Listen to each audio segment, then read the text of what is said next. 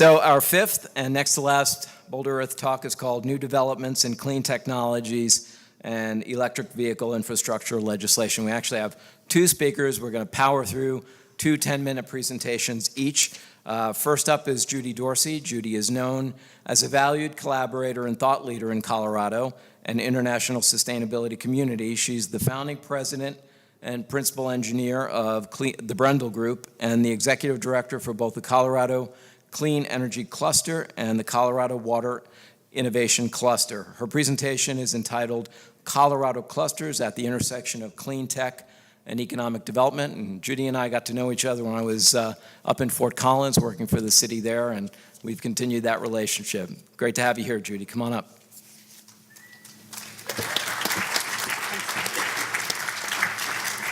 Thank you, Frank. Okay, as I was reflecting on this topic of clean tech for Colorado, I decided rather than talking about the statistics and employment growth and subsectors and so forth, that the more interesting way to really explain what's driving the clean tech movement in Colorado is to talk about intersections. It's at the intersection of clean tech and economic development that a lot is happening, and I'll share with you some of those key intersections that are driving growth in this space. So even the word clean tech itself is an intersection. If you look at the definition of clean tech, it's smushing, like we like to do in startups, two words together, technology and clean, or environmentally sustainable. So we mix environmental sustainability at the intersection of technology, you get clean tech. And we know globally that this is and we've heard from the trends and the speakers so far, that this is a global movement, not just in Colorado. What gets really interesting is when then you combine that with the intersection of economic development.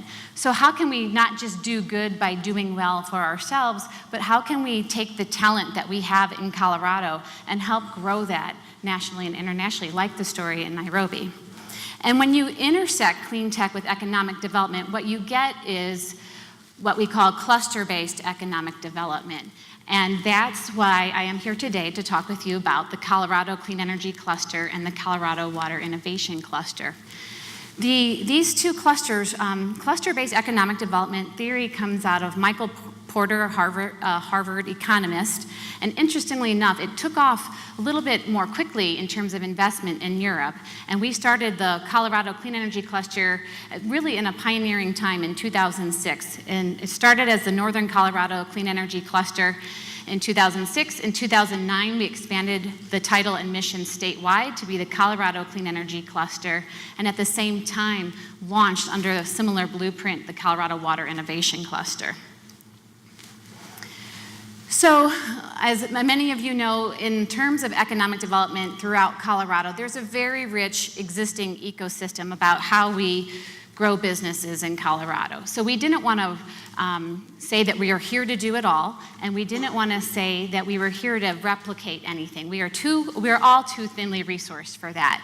So what we discussed and discovered is that what these clusters could bring was really at the intersection of innovation and demonstration, recognizing that other states might be more cash rich, if you will, on how to attract companies or even to grow companies through commercializing research.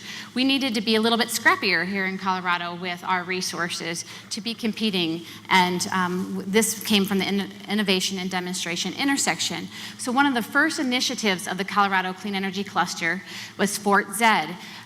Frank got to hear about that. As he was leaving Fort Collins, we were just starting this. This is an initiative to convert downtown Fort Collins and the main campus of Colorado State University into a net zero energy district, one that generates as much energy as it uses on an annual basis. And Fort Zed is our skunkworks, if you will, for Colorado innovation in the smart grid and renewable energy space. And because we've been making a lot, and it has worked in terms of high impact, high visibility. From an impact standpoint, we're making good progress. For perspective, Fort Z is about an 80 megawatt footprint, 230 gigawatt hour per year annual consumption, roughly 5,000 residential and commercial accounts, and therefore represents about 10 to 15% of the entire distribution system for Fort Collins. So that draws a lot of attention. So if you check out fortz.com, over 63 countries have started to watch what's happening in Colorado around this innovation and demonstration intersection. What's also interesting, though, is about 20 of those countries have come to visit. And that leads us to our next intersection, Colorado and international collaboration. So the Colorado Clean Energy Cluster, somebody once said to me when I was discussing economic development and clean tech, they're like, we get it. Your vision is to put solar panels on every home in Colorado. And I said, not quite. Our vision is to build the companies that will put solar panels on homes throughout the world. And it's not just solar panels. It goes through the whole taxonomy, if you will, of the clean tech sectors, from clean water technologies, clean energy, air, waste management, et cetera. And so what we did was we recognized this Colorado capabilities that we want to share globally, and we need those global access to global markets. So we partnered with Copenhagen Clean Tech Cluster. Like I said, a lot of the investment at the time was in Europe, and that was in 2010. And they were also like-minded and very demonstration-focused, and we have now grown that two-party network out to 13 of the highest performing clean tech clusters around the globe, from Asia, Europe, and North America. Which brings me to the next thing. The intersection then of collaboration and replication. Somebody also once said to me, I think I get the cluster. It's just like mass networking. I'm like, because most of us are entrepreneurs and we don't have time for networking's sake. There's a big difference between collaboration and networking.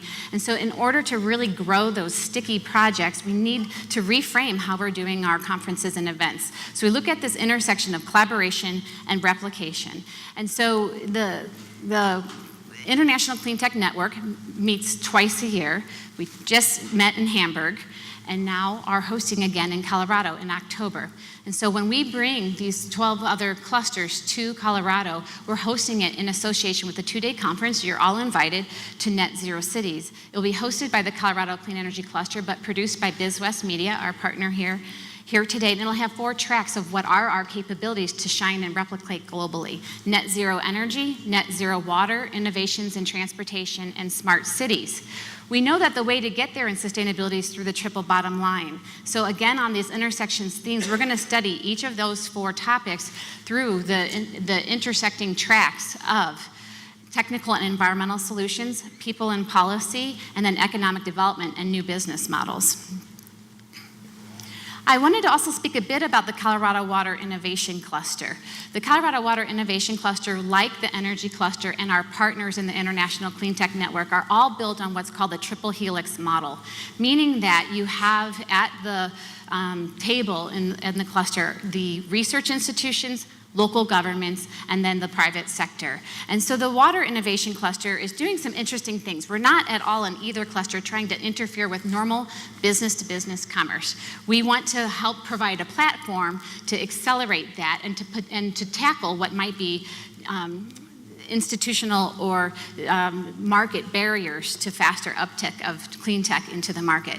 So water is a really interesting example in terms of Colorado because it's so highly regulated and water rights and so forth. So some of the things that at the policy and technology intersection that we're working on in the Water Innovation Cluster, the flagship initiative, like Fort Z and the Energy Cluster, is called the Water Innovation Network.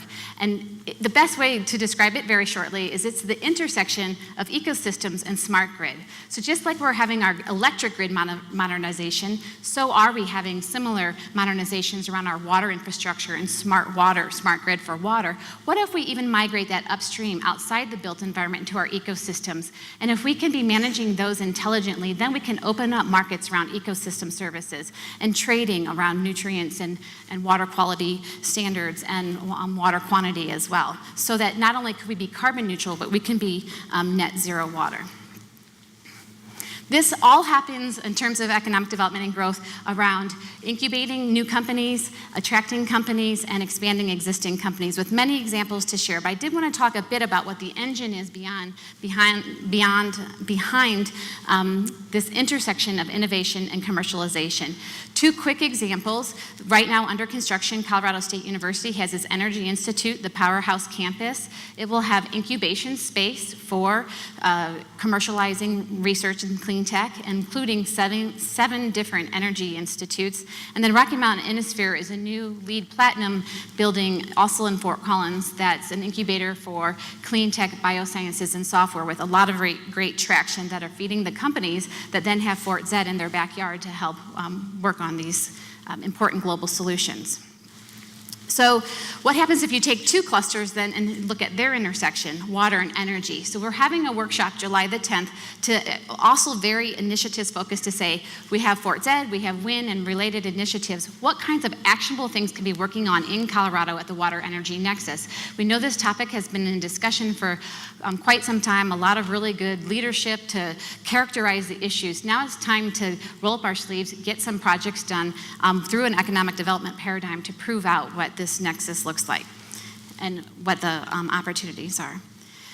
So with that, in closing, I just wanted to say a few things. I wanted to give a nod to the next, to Will, who's going to be talking about legislative issues in electric vehicles. Transportation obviously is a huge part of this. I didn't get to touch on it today. I wanted to, if I've at all piqued your interest in this short talk, would love to invite your participation into the cluster, whether as a project partner, a sponsor, a member, or in any other form, like attending Net Zero Cities or Water Energy Nexus. And then lastly, when Frank introduced me, I have 3 titles. I'm the founding president and principal engineer at Brendle Group. I do want to say intergenerationally, I started it in 1996 when my son was born. I've raised 2 millennials, and I didn't walk uphill both ways in the snow, but I will say that in 1996 when I started Brendle Group, there was no intersection between the economic development and sustainability. They were at odds. They were at best parallel paths. So it is great and really heartening to see a whole new generation that understands and is demanding opportunity at that intersection. And then, so I just wanted to mention that and then invite you to participate. And I've lost one more thought, but I think my time's up anyway. So thank you.